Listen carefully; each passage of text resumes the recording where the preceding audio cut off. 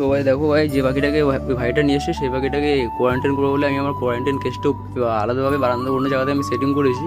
তো আবার সেই একইভাবে কিন্তু সেটিং করেছি। নিচে কিন্তু একটা কাগজ দিয়ে দিয়েছি কেজের নিচে। দেখো তোমাদেরকে ভালো করে দেখিয়ে দিচ্ছি। দেখো কেজের ভিতরটাও দেখো, কেজের মধ্যে কিন্তু ভালো করে দুটো কাগজ দিয়ে দিয়েছি। আর ভাই উপরে কিন্তু সেই লাইটটা দিয়ে দিয়েছে। আর চারপাশে যেরকম কভার করা সেরকম কভার করা। পাখিটাকে দেখে মনে হচ্ছিল ভাই ঠান্ডা লেগেছে, ঠিক আছে।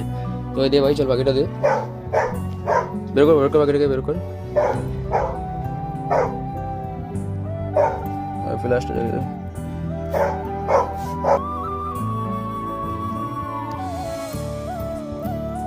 বের করে ভাই।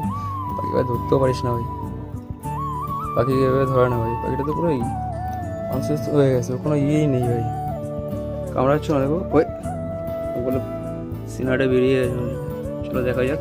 তো ভাই পাখিটাকে ছেড়ে দিচ্ছি ভাই, দেখি আমার তো কনফিডেন্স আছে পাখিটাকে ঠিক করে দেবো ভাই। চলো তোমরাও দেখো ভাই পাখিটার তো মনে হচ্ছে না লুজ, এই পিছনে কিন্তু বোন কিন্তু সবুজ আছে, মনে হচ্ছে লুজ মোশন হয়েছে। আর সিনাটার নদীর মতো এই সিনা কিন্তু বেরিয়ে গেছে, ঠিক আছে। তো দেখা যাক, চলো আমি চেষ্টা করবো পাখিটাকে ঠিক করা। তো কী হয় আপডেট আমি তোদের সাথে শেয়ার করবো, তোমরা দেখতে থাকো।